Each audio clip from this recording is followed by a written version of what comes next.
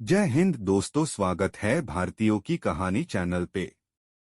अगर चैनल पे पहली बार आए हो तो प्लीज लाइक एंड सब्सक्राइब जरूर करें ताकि हम आपके लिए और भी महान इंसानों की कहानी बना सके।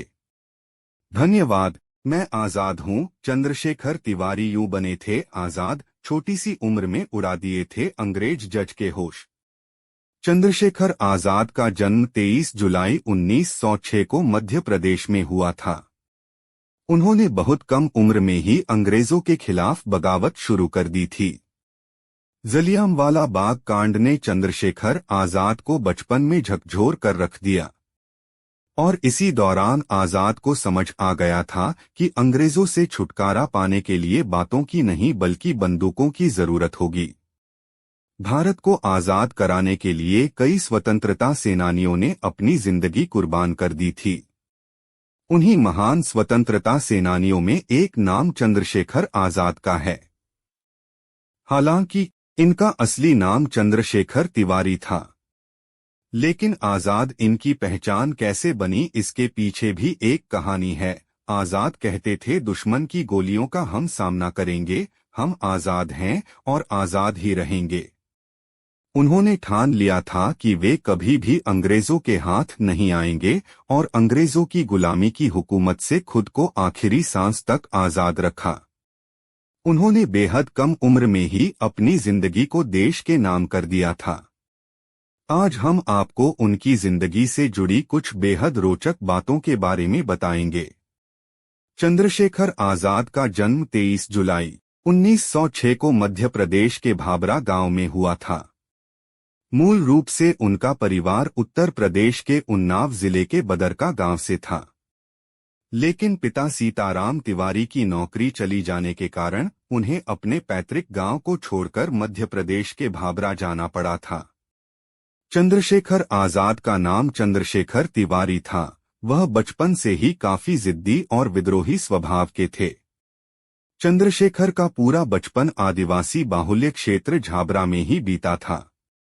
यहाँ पर उन्होंने बचपन से ही निशानेबाजी और धनुर्विद्या सीखी। लगातार मौका मिलते ही वो इसकी अभ्यास करने लगे, जिसके बाद यह धीरे धीरे उनका शौक बन गया।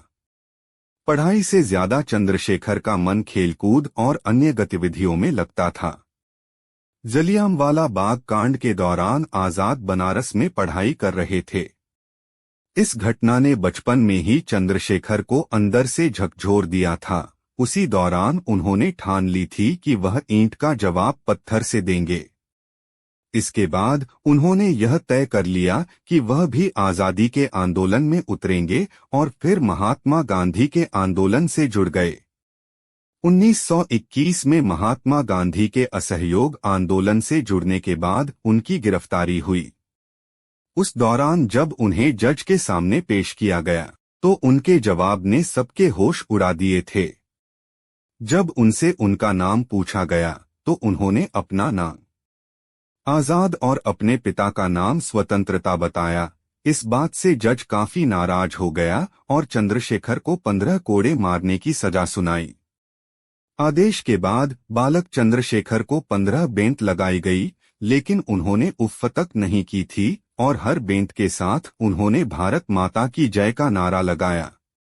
चौरी कांड के बाद कांग्रेस से हुआ मोहभंग। जलियांवाला बाग कांड के बाद चंद्रशेखर को समझ आ चुका था कि अंग्रेजी हुकूमत से आजादी बात से नहीं बल्कि बंदूक से मिलेगी।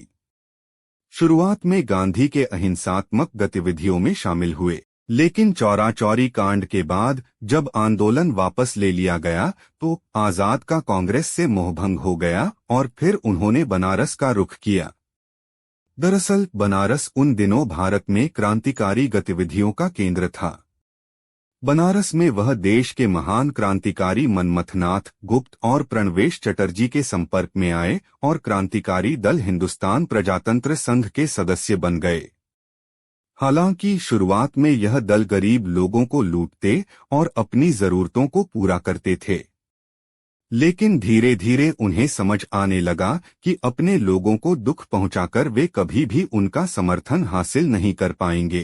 इसके बाद इस दल का उद्देश्य केवल सरकारी प्रतिष्ठानों को नुकसान पहुंचाकर अपनी क्रांति के लक्ष्यों को प्राप्त करना बन गया। इतिहास के अमर पन्नों में सुनहरे हरफों में दर्ज है काकोरी कांड। दल ने पूरे देश को अपना उद्देश्य बताने के लिए अपना मशहूर पैम्फलेट द रिवॉल्यूशनरी प्रकाशित किया। इसके बाद उस घटना को अंजाम दिया गया जो भारतीय क्रांति के इतिहास के अमर पन्नों में सुनहरे हरफों में दर्ज काकोरी कांड है। काकोरी कांड से शायद ही कोई अनजान होगा। दरअसल इस दौरान दल के 10 सदस्यों ने काकोरी ट्रेन लूट को अंजाम दिया था और अंग्रेजों को खुली चुनौती दे दी। इस कांड के लिए देश के महान क्रांतिकारियों रामप्रसाद बिस्मिल, अशफाक उल्लाह खां, राजेंद्रनाथ लाहिड़ी और ठाकुर रोशन सिंह को फांसी की सजा सुनाई गई थी। भगत सिंह के साथ मिलकर बनाया नया दल। इस घटना के बाद दल के ज्यादातर सदस्य गिरफ्तार कर लिए गए और दल बिखर गया। इसके बाद आजाद के सामने एक बार फिर दल खड़ा करने का संकट आ गया। हालांकि अंग्रेज सरकार आजाद को पकड़ने की कोशिश में लगी हुई थी, लेकिन वह छिपते छिपाते दिल्ली पहुंच गए।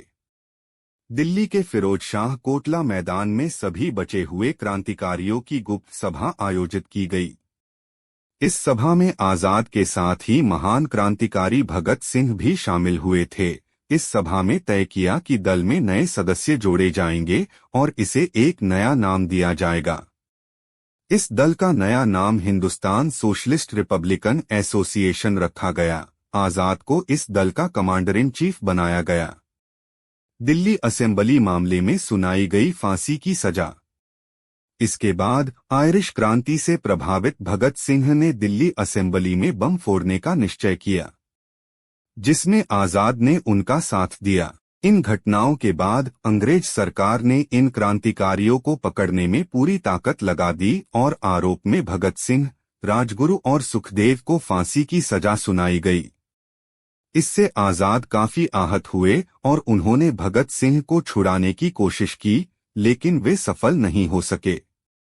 दल के लगभग सभी लोग गिरफ्तार हो चुके थे, लेकिन फिर भी काफी समय तक चंद्रशेखर आजाद ब्रिटिश सरकार को चकमा देते रहे। आजाद ने ठान ली थी कि वो जीते जी अंग्रेजों के हाथ नहीं लगेंगे। चंद्रशेखर आजाद कैसे शहीद हुए? अंग्रेज सरकार ने राजगुरु, भगत सिंह और सुखदेव की सजा को किसी तरह कम या उम्र कैद में बदलने के लिए वे इलाहाबाद पहुंचे। उस दौरान अंग्रेजी हुकूमत को इसकी भनक लग गई कि आजाद अल्फ्रेड पार्क में छुपे हैं। उस पार्क को हजारों पुलिस वालों ने घेर लिया और उन्हें आत्मसमर्पण के लिए कहा, लेकिन उस दौरान वह अंग्रेजों से अकेले लोहा लेने लगे। इस लड़ाई में 20 मिनट तक अकेले अंग्रेजों का सामना करने के दौरान वह बुरी तरह से घायल हो गए। आजाद ने लड़ते हुए शहीद हो जाना ठीक समझा। इसके बाद आजाद ने अपनी बंदूक से ही अपनी जान ले ली और वाकई में आखिरी सांस तक वह अंग्रेजों के हाथ नहीं लगे। 27 फरवरी 1931 को वह अंग्रेजों के साथ लड़ाई करते हुए हमेशा के लिए अपना नाम इतिहास में अमर कर गए। चंद्रशेखर आजाद का अंतिम संस्कार भी अंग्रेज सरकार ने बिना किसी सूचना के कर दिया।